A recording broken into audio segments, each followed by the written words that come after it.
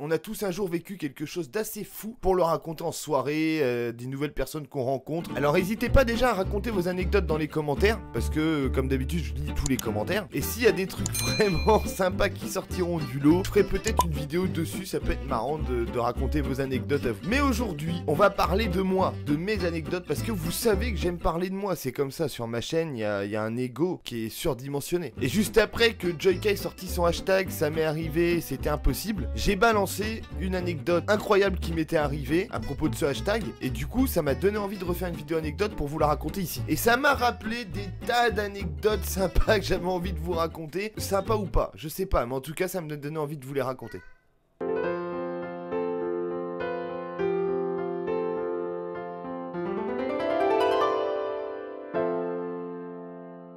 Je devais avoir à l'époque entre 17 et 18 ans, je pense. Ça date de l'époque où j'étais avec ma première copine. Oui, j'ai eu ma première copine tard, mais faut savoir qu'à l'époque, les enfants, je vais vous dire un truc, 17 ans, c'était normal d'avoir sa première copine. De 14 à 17 ans, j'étais plus attiré par les cartes Pokémon. Donc du coup, on part de chez ma première copine à pied, parce que pas de permis, et puis forcément, on aimait bien se balader à pied, vu qu'on n'avait pas le permis. Et on commence à faire, je sais pas, à vue de nez, je dirais 50 mètres. Et à ce moment-là, je lui dis, merde, faudrait qu'on fasse demi-tour. J'ai dû oublier mon portefeuille chez toi. Alors je sais plus si c'était mon portefeuille, mon paquet de clopes ou mes lunettes de soleil. Enfin bref, je sais plus ce que j'ai oublié, mais c'était quelque chose que j'avais besoin sur le moment et ça nécessitait de faire demi-tour. Et donc après avoir fait demi-tour, on a dû faire, je sais pas, 6 ou 7 pas et une voiture arrive dans le virage à fond de chier, les pneus qui couinent et tout dans le virage. T'imagines la scène, la voiture arrive vraiment limite en travers. Non, même pas en limite, elle était en travers la voiture. Sauf que le mec perd complètement le contrôle du véhicule et il se retrouve encastré dans le mur, là où on était 5 secondes avant qu'on fasse demi-tour. En fait, on n'aurait pas fait demi-tour, je pense qu'on serait arrivé pile à l'endroit où la voiture s'était encastrée dans le mur, donc on aurait pu y perdre nos jambes dans le meilleur des cas et y perdre la vie dans le pire des cas. Et 15 ans plus tard, l'impact est toujours là sur le mur, il manque du crépi. C'était l'anecdote que j'avais racontée à propos de ça m'est arrivé et c'était incroyable, voilà, c'était incroyable, on n'aurait pas fait demi-tour ce jour-là. J'ai aucune idée de quel destin on aurait eu par la suite, mais ça aurait peut-être changé notre vie à tout jamais. Et ça pour moi c'est une anecdote incroyable. La prochaine anecdote, attention, warning, je mets un logo ici, un logo là, et une bannière ici, ici je marque danger, non je suis pas cadré. Ici, je marque danger. Ici, il y a des gyrophares qui clignotent.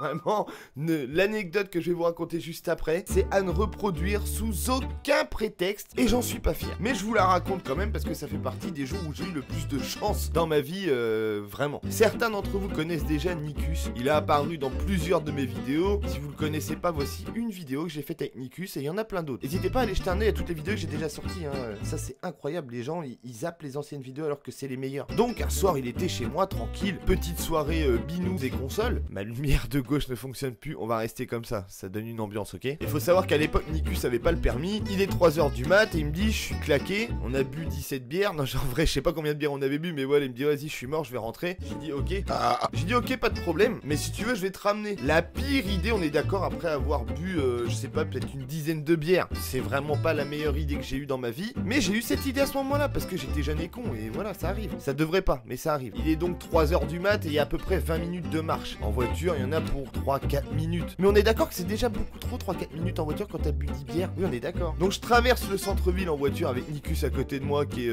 on peut le dire, aussi bourré que moi, je pense. Et faut savoir que je vis dans une toute petite ville et le centre-ville à 3h du matin, c'est mort, c'est dead, tout est fermé, tout est closed. On est vraiment seul en ville. Donc je commence à avancer. Premier feu rouge, je m'arrête. 3h du matin, un peu éméché. Je regarde à droite, à gauche, il y a personne, je passe. Deuxième feu rouge, je ralentis, je m'arrête et je refais la même connerie. Je regarde et pas personne, je repasse. Et là, je vais pas m'arrêter à 2 conneries forcément parce qu'il faut toujours que ça marche par 3 avec moi. J'arrive au 3e feu rouge, je m'arrête et bah oui, forcément, je passe aussi. Sauf que là, je fais 20 mètres et je vois dans mon rétroviseur intérieur des petites lucioles bleues. Elles arrivent très vite et je me dis mais soit j'ai trop bu et ça y est, on est parti dans un monde de Disney, soit c'est clairement la police ou les gendarmes. Et ils mettent pas très longtemps à se mettre devant moi et à me faire signe de m'arrêter, hein, bien évidemment. Et là, je dis à mon cousin, je suis mort, c'est terminé, le permis, au revoir, tenez, je vous le donne. J'étais prêt à le donner tout de suite, hein. Je me suis dit, j'ouvre la fenêtre, je tends le permis et je leur dis, bon bah, Voilà, c'est perdu quoi. Quand même remettre dans le contexte que j'ai bu de l'alcool, j'ai grillé 3 feux rouges et j'avais ça comme voiture. Ouais, ça aide pas spécialement, hein. Ça met pas en confiance, t'avais l'impression qu'elle allait tomber en ruine. Bah quand je l'ai acheté, elle était en bon état, hein. Mais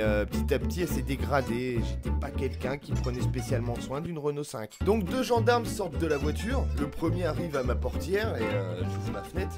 S'ouvrait comme ça ma fenêtre, hein. Et là il me dit what the fuck, pourquoi cette voiture roule encore?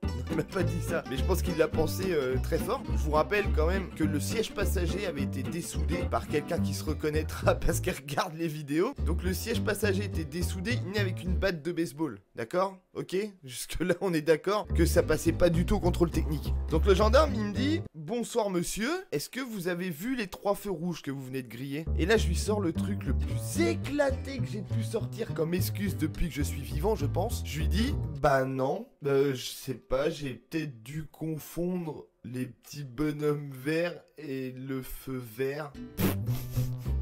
Le mec a dû me prendre pour un débile. Et je vous rassure qu'à ce moment-là, mon taux d'alcoolémie il est redescendu à -2. C'est-à-dire que j'avais... c'est comme si j'avais jamais bu de ma vie même. J'avais plus d'alcool dans le sang là, c'était fini. Et le gendarme me regarde de plus près comme ça, avec sa petite lampe torche, et il me dit mais ah, vous êtes le tatoueur? Je dis ouais c'est moi, ouais. Bon ok allez-y, faites attention pour cette fois. Et rentrez vite chez vous. Le truc le plus improbable qui puisse arriver. Nikus qui était à côté de moi, donc je ferme la fenêtre, moi je me dépêche hein. Le mec il dit rentrez vite chez vous, je rentre vite chez moi. T'inquiète pas.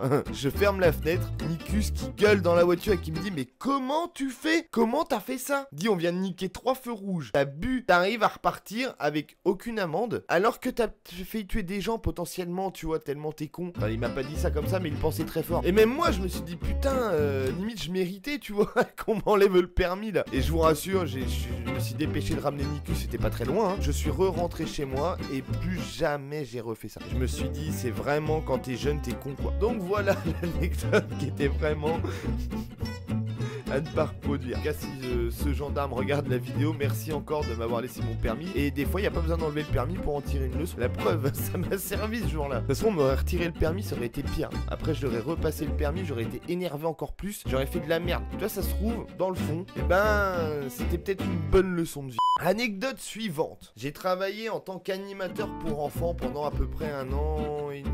Ouais, pas 2 ans, j'ai pas fait 2 ans. Donc je m'occupais des enfants, ça allait de tous les âges, il y avait entre 6 et 11 ans ou 12 ans je crois. Et l'association pour laquelle je travaillais avait organisé une sortie au PAL. Super sympa, super journée, boulot de rêve. Quand même je précise que c'est un des meilleurs métiers que j'ai pu exercer dans ma vie. Parce que déjà j'en ai pas fait beaucoup. Et j'ai vraiment adoré ce côté encadrement avec les enfants. Et le fait de pouvoir s'amuser, d'organiser des jeux, des sorties et tout, j'ai adoré ça vraiment. Et pourtant de base j'étais pas chaud pour avoir des enfants. Moi, c'est un truc que j'adorais les enfants, m'en occuper, voilà, mon boulot, mais j'étais pas prêt à en avoir. Mais après, on change tous d'avis, heureusement. Donc, petite sortie au PAL. On arrive là-bas, on est 4 ou 5 animateurs, je sais plus trop, dont un qui a un super pote à moi d'enfance depuis la maternelle. Chaque animateur avait un groupe de 4-5 gamins. Et nous, tous les deux, on reste plus ou moins ensemble, mais on rassemble nos 2 groupes. C'est plus convivial, on rigole, nous on fait les cons. Vous voyez comment je suis dans les vidéos, mais je suis comme ça dans la vraie vie. Donc, on fait les débiles un peu, on fait rire les gosses, on s'amuse. C'est vraiment une très bonne journée et on rigole beaucoup. D'ailleurs, petite anecdote dans l'anecdote, on arrive à un moment devant les... Je viens d'y repenser à l'instant, donc elle sort comme ça. On arrive à un moment devant l'enclos des éléphants, et il y a carrément un éléphant qui est en train de se faire enculer. J'ai pas d'autre mot. Non mais il y a vraiment un couple d'éléphants qui copulent, ils sont en train de s'accoupler, et t'as tous les gosses avec nous qui les regardent et qui nous disent « Ils font quoi, eux, là-bas ?» Et ben ils s'amusent, ils font un saut de mouton, mais c'est un saut d'éléphant. Enfin, ils... Allez, venez, on va voir les gazelles. Et là, on est parti, on sait pas quoi leur dire. Vraiment la pire situation. Et donc voilà, bref, la journée se passe bien et tout ça. Et il y avait une animatrice, on pouvait pas la blairer. Vraiment, des fois, il y a des gens qui sont cons comme ça, tu peux rien y faire et ils sont cons. Elle part et elle monte dans l'attraction du tigre. Pour ceux qui sont déjà allés au PAL, vous savez, c'est un tigre style montagne russe, là, vous voyez. Et nous, on devait y aller et boum, on arrive, on la voit, on dit bon, ben... envie de le faire avec elle. On attend le prochain tour ou on reviendra plus tard. Il était très tôt. Bref, on continue notre balade, on fait visiter les animaux, on fait 2-3 attractions et on recroise ce groupe. Et on voit les gamins un peu en panique, tous les gamins de son groupe un peu paniqués. Et on entend un peu, vous savez, le vacarme, on entend des... Ouah la vache, oh j'ai eu peur, moi j'ai eu mal. Et on voit l'animatrice qui est comme ça. Et du coup, on s'approche, on dit bah qu'est-ce qui s'est passé, il y a eu un problème. Et l'animatrice qui nous dit oui, il y a eu un petit problème en fait dans le Tigre. Il a commencé à monter. En fait, ça commence une grande montée comme ça, Et en fait, arrivé en haut, les freins ou je sais pas quel système qui retient le truc pour le faire monter, tout a lâché. Donc ils sont repartis en marche arrière jusqu'au point de départ où ça s'est bloqué net. Donc ils sont tous cognés la tête et tout. Et dont elle qui s'était fait mal au cou. Elle avait vraiment mal au cou. Alors j'en rigole parce que bien évidemment, il n'y a pas eu de blessés, il n'y a pas eu de mort, il n'y a rien. Elle avait juste après, elle a eu un torticolis ou je sais pas quoi et rien de plus. Et les enfants ont rien eu du tout. Peut-être parce que vu qu'ils sont plus petits dans le siège, ils étaient pas dans la tête contre l'appui-tête un peu raide ou je sais pas trop quoi. Mais les enfants ont rien eu. Elle non plus en soi, c'est rien eu de grave. Mais on a failli être à la place d'elle et on aurait pu se faire mal. Des fois même peut-être un peu plus, sachant qu'on est un peu plus lourd, je sais pas, le choc, je sais pas, je dis de la merde. Mais bref, on n'y était pas. On a eu la chance ce jour-là, on devait aller dans le truc et au final on n'y est pas allé parce qu'elle était dedans. Donc voilà, on a eu la chance de pas se retrouver dans l'accident. Il n'y a pas eu vraiment d'accident, mais voilà, dans le lâchage de frein quoi. Nouvelle anecdote qui remonte à loin. À l'époque, j'avais un groupe de punk rock dans lequel je jouais de la batterie. Ça, c'est moi.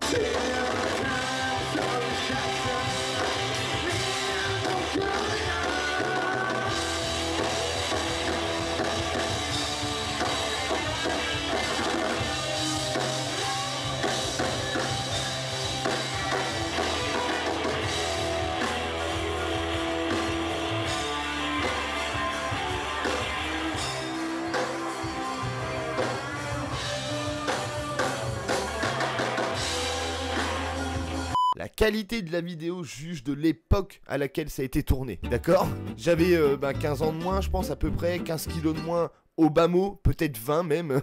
Et du coup, quand on a un groupe, faut faire des répètes. Et on avait un local dans une sorte de pièce style cave voûtée, vous voyez? Vraiment voûtée comme une cave, sauf que c'était pas vraiment une cave, c'était un semi-enterré dans un gros bâtiment. Enfin bref, trop de détails, tu le détailles, on est d'accord? Ok.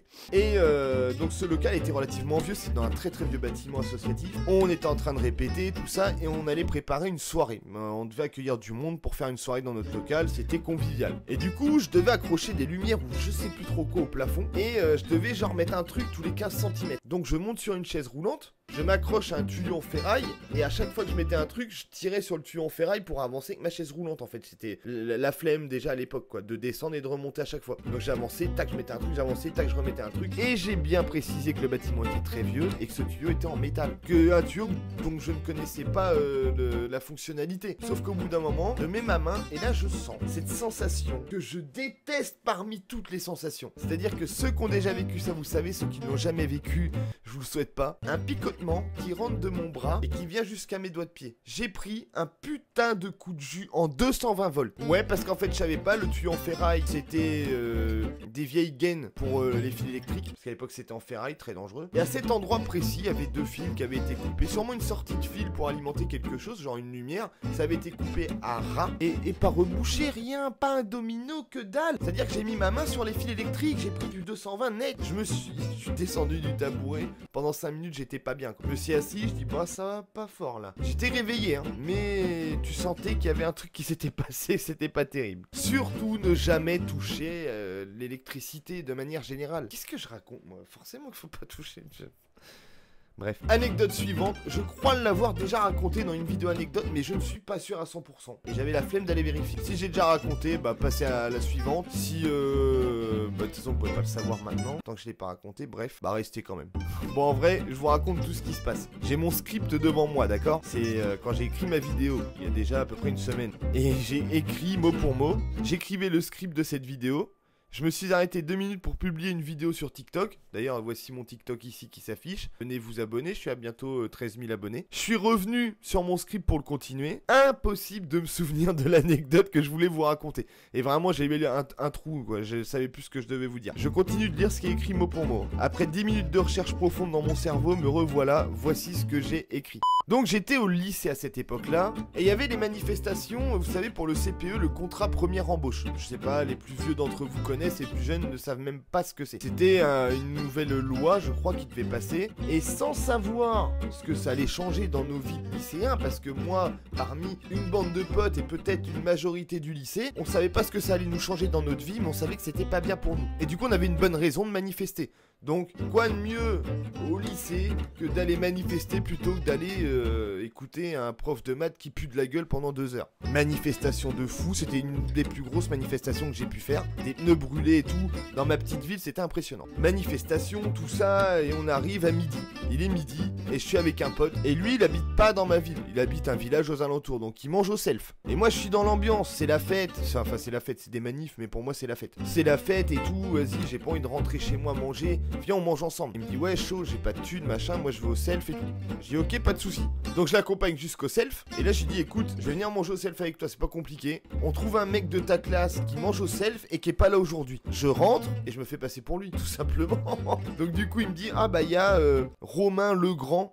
J'ai un prénom et nom que j'invente complet parce que même si je voudrais vous le dire, je m'en rappellerai même pas, donc c'est pas la peine. Romain Legrand, il est pas là aujourd'hui, je l'ai pas vu ce matin en arrivant en cours et tout avant les manifs, je l'ai pas vu de la matinée, donc je sais que ce mec mange au self. On rentre dans le self, on arrive à la dame de l'accueil, carte de self, je lui dis, je suis désolé madame, aujourd'hui j'ai oublié ma carte. Ok, d'accord. Comment tu t'appelles? Romain Legrand. Et là, elle me sort le truc auquel je m'attendais pas du tout. Elle me dit, ok, ça s'écrit comment Legrand? Et là, je lui dis, c'est pas le vrai nom. Mais du coup, c'était un peu un truc comme ça. Donc je lui sors Legrant. Et alors que basiquement, tout le monde aurait écrit avec un D, tu vois. Et là, je lui sors un T. Je me dis, je sais pas, un instinct comme ça qui me vient. Je lui sors vraiment un truc pas commun par rapport au nom, qui était relativement commun. Et là, elle tape, tac, tac, tac, tac. Elle me dit, oui, c'est bon. Tu peux y aller. Là déjà l'anecdote elle aurait pu s'arrêter là, c'était improbable. Que je sorte le nom d'une façon complètement différente dont on le voit d'habitude. Ça passait pour moi, c'était bon, j'avais eu mon anecdote là. Mais non, du coup on rentre dans le self et plateau, je me sers et tout, on se pose à une petite table, tranquille, et on commence à manger nos pâtes. J'ai mon assiette de pâtes et tout, je mange, on parle avec mon pote. Et là en fait, mon pote lève la tête et là il me dit, oh putain. Je lui dis, qu'est-ce qu'il y a? Il me dit, il y a Romain Legrand qui est en train d'arriver avec un plateau à la main. Et là du coup dans ma tête, j'ai dit, qu'est-ce que je fais? Comment on va gérer cette situation? Bon, on n'a pas fait grand chose en soi, hein. Sauf que lui il est venu à notre table, il est venu à côté de notre table. Ouais, salut, comment tu vas et tout. Moi je le connaissais pas du tout, il parlait à mon pote. Donc moi je lui dis bonjour. Et là il dit putain, il dit, elle me casse les couilles l'autre à l'accueil, elle m'a pris la tête pendant 10 minutes parce que soi-disant je suis déjà venu manger au self. Et là moi j'avais mes pattes dans la bouche. Et je vous raconte pas à quel point j'avais envie de les envoyer voler pour pouvoir rigoler. Une envie de rire, mais je pouvais pas me retenir. Et je me retiens quand même au fond de moi, j'y arrive. Et le mec se barre, j'explose de rire, mon pote pareil. Et je lui dis, mais c'est pas possible. Le mec il s'est fait prendre la tête à l'accueil parce qu'ils ont dit, bah oui mais c'est logique, hein, c'était déjà enregistré du coup. Donc leur système marche bien.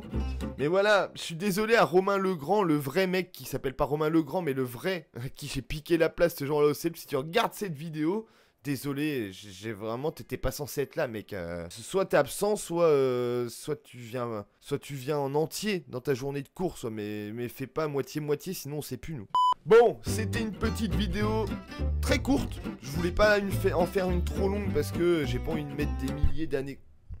Je suis désolé pour vos oreilles. J'ai pas envie de mettre des centaines d'anecdotes et tout, que ce soit trop long et chiant. Mais ce que j'ai envie surtout, c'est de voir vos anecdotes. N'hésitez pas à me les raconter dans les commentaires. C'est la fin de la vidéo, en tout cas. Petit pouce bleu, petit commentaire, bah forcément, parce que j'ai envie de voir vos anecdotes, donc mettez un commentaire. Partagez la vidéo, putain, mais ça, c'est En ce moment, je sais pas ce qui se passe avec YouTube, mais vraiment, ils ont dû me shadowban. Je rentre plus dans les recommandations de qui que ce soit. Donc en ce moment, il y a un gros problème sur les vues. Palliez à ce problème et partagez ma vidéo sur tous vos réseaux sociaux. Merci. On se retrouve très vite dans une prochaine vidéo. Sur ce, portez-vous bien. Ciao!